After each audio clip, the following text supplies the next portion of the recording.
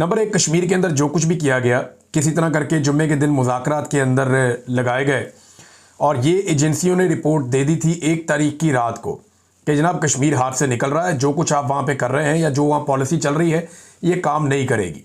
तो फिर फौरी तौर पे सियासी क़यादत को आगे लाया गया। जो गालम गलोच की जा रही थी, जो टाउट्स छोड़े हुए थे कि इनको गद्दार कहो, इनको बुरा भला कहो, यानी वहाँ पे मैंने कुछ इलाकों में चेक किया, उन्होंने कहा जी हमारे घरों में मर्द अभी बाकी नहीं है, ये सारे लोग चले गए हैं और जा रहे हैं, बढ़ रहे हैं मुजफ्फराबाद की तरफ। तो 3 जो मेन डिवीजन्स हैं, मुजफ्फराबाद डिवीज़न है, मीरपुर है, रावलाकोट डिवीज़न है, ये सारे आगे बढ़ते बढ़ते अब कोहाला के अंदर एक बहुत बड़े पैमाने पर अवामी इज्तिमा मौजूद है।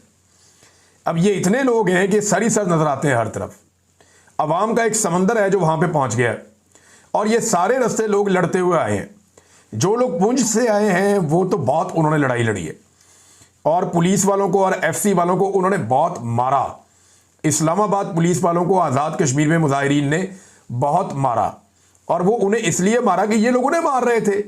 यानी जैसे हमें ये दुख होता है ना, कोई यूनिफॉर्म में बंदा बैठ के ज़मीन पे मार खा रहा है और उसे मुजाहिरीन मार रहे हैं, बिल्कुल ऐसे ही हमें दुख होता है जब यूनिफॉर्म वाले इकट्ठे होकर आम आदमी को मारते हैं।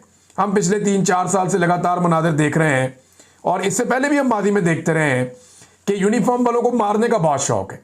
ये चाहे पुलिस है, चाहे रेंजर्स है, चाहे एफसी है, ये बहुत मारते हैं, लोगों को मारते हैं डंडों के साथ, ठुड्डों के साथ, और इंसान को इंसान समझते ही नहीं, हत्ता कि इंसानों को गोलियां भी मार देते हैं। लेकिन जब ये काबू आ जाए अवाम के तो फिर अवाम भी मारती है। तो फिर अब रोना किस बात का, अब तकलीफ किस बात की? मामला तो उन लोगों का है जो इन्हें लड़ाते हैं आपस में। यानी मोहसिन नकवी गया अस्पताल में, मैं वीडियो देख रहा था, कैसी बेशर्मी और डिटाई है। वो जाकर पुलिस वालों से पूछ रहा है, डट कर लड़े हो ना, मुकाबला किया है ना, क्यों इनको तूने इंडिया भेजा था या इनको लड़ने के लिए दहशतगर्दों से लड़ने के लिए भेजा था, या ये वो वाला एसएचओ है जिसने दहशतगर्दों से जाके बलूचिस्तान में लड़ना था? भाई आपस में पाकिस्तानियों से लड़ा के तो ये आगे पूछ रहा कि डट के लड़े हो कि बॉर्डर से बुलाए पुलिस वाले। अपने शहरियों के ऊपर अटैक करवाया, अपने शहरियों के ऊपर हमले करवाए और बाद में चौड़ा होके आके अस्पताल में उन्हें फूल देके पूछ रहा है जनाब डट कर लड़े हो, मुकाबला किया है, मारा है। यार क्या बेशर्मी है भाई, पाकिस्तानियों को पाकिस्तानियों से लड़ाते हैं ये बेशर्म, और खुद ये एसी वाले कमरों में से नहीं मिलते, ये निकलते नहीं वहां से। ये 4 चपेड़े इसको इन लोगों को पड़े तो इनको पता चले कि मार होती क्या है। इनको भी लटा के बांध के जमीन के ऊपर इनको लित्तर मारे जाए या डंडे मारे जाए तो इनको पता चले कि टॉर्चर होता क्या है। ये लोगों को टॉर्चर करवा के, बीमार ज़हनियत के लोग वीडियोस बनवा के एंजॉय करते हैं कि जनाब हमें टॉर्चर करके दिखाओ, हम देखना चाहते हैं। अस्पताल में जाके पूछ रहा कैसा तुमने मारा, तुम डट कर लड़े? यार उनको बॉर्डर पे भेजा था आपने, वो कोई इंडिया से लड़ने गए थे, वो कोई उधर तालिबान से लड़ने गए थे, या कोई दहशतगर्दों के साथ उनकी बलूचिस्तान में लड़ाई हो रही थी, या कि इंटरनेशनल बॉर्डर्स पे कहीं पे आपने भेजा हुआ था मिशन पे जो वापस आए हैं? भाई अपने शहरियों को मारने आपने भेजा था। अफसोस की बात यह है कि दोनों तरफ लोग मारे भी गए, दोनों तरफ लोग जख्मी भी हुए।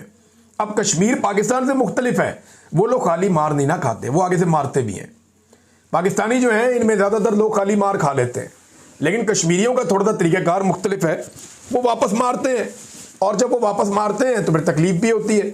अब जो मनाजिर मैंने देखे यानी अच्छे नहीं लग रहे मुझे देखने में कि एफसी वालों को और पुलिस वालों को वहाँ लटा लटा के बिठा के जो है वो वहाँ के मकामी लोग आज़ाद कश्मीर के मार रहे हैं, मुझे देखने में अच्छा नहीं लग रहा। लेकिन इसी तरह ये एफसी वाले और पुलिस वाले वहाँ पे मकामी लोगों को भी मार रहे हैं, उन पे भी टॉर्चर कर रहे हैं, उनके ऊपर आंसू गैस फेंकते हैं, उनके घरों के अंदर। इन्होंने तो औरतों को सड़कों पे घसीटा है, इन्होंने तो जलील किया है। अब मैंने अजीब चीज़ देखी कि पाकिस्तान के अंदर लोग अब इसके ऊपर दुख करने के लिए तैयार ही नहीं है, उन्हें तकलीफ ही नहीं हो रही यूनिफॉर्म वाले लोगों को मार पड़ रही है।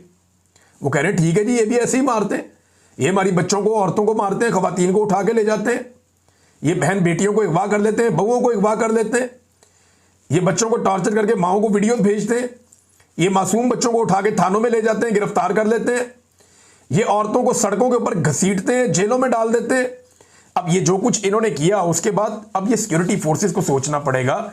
आपने कभी गौर किया है कि जो सबसे बड़ी सिक्योरिटी फोर्स है उसको इस काम के लिए इस्तेमाल नहीं किया जाता, गंदा किया जाता है हमेशा पुलिस को। यानी मिलिट्री एस्टेब्लिशमेंट के गंदे कपड़े हमेशा पुलिस धोती है, एफसी धोती है। उन्हें कहते हैं गंदा काम है ये, तुम करो, बदनामी होगी तुम्हारी, होगी जिल्लत होगी तुम्हारी। क्यों? ये इदारे नहीं है, इन्होंने तो रोजाना आवाम के बीच में रहना होता है, आवाम के बीच में जाना होता है।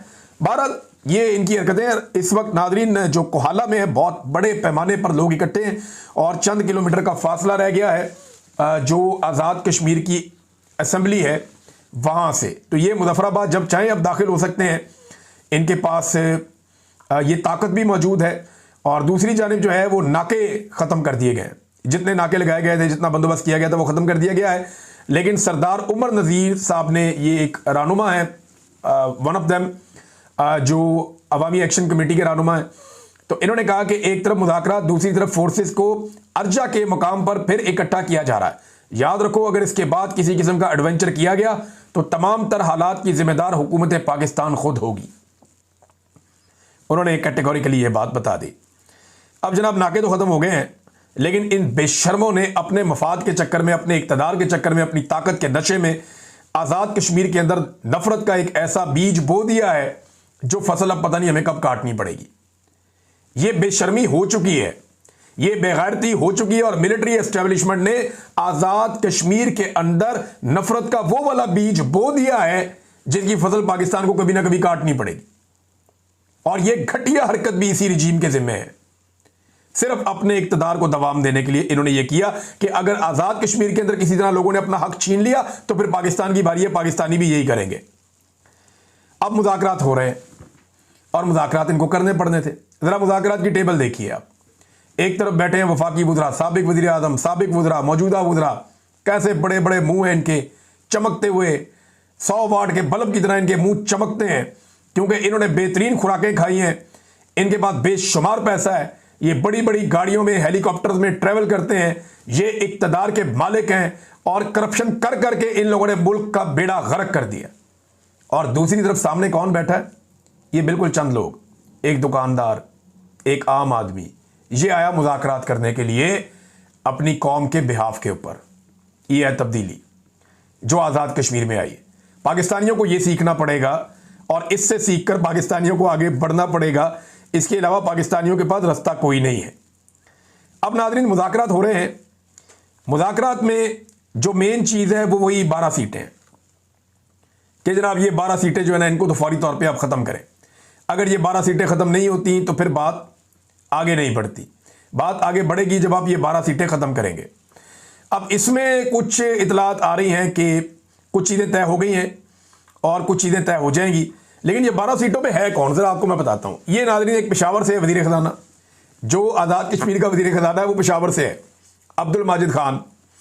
फिर इसके बाद जो है वज़ीर ट्रांसपोर्ट, ये रावलपिंडी से आया हुआ है, जावेद भट्ट। वज़ीर जंगलात नारोवाल से आया हुआ है, मोहम्मद अकमल। वज़ीर खुराक गुजरात से आया हुआ है, मोहम्मद अकबर। वज़ीर स्पोर्ट्स मुल्तान से आया हुआ है, मोहम्मद आसिम शरीफ। और मजहबी उमूर का वज़ीर जो है रावलपिंडी से लेकर गए हुए हैं, मोहम्मद अहमद रज़ा कादरी। फिर वज़ीर सनअत व तजारत अटक से गया हुआ है, राजा मोहम्मद सदीक। वज़ीर इन्वेस्टमेंट, ये भी जनाब और कहीं से गया हुआ है।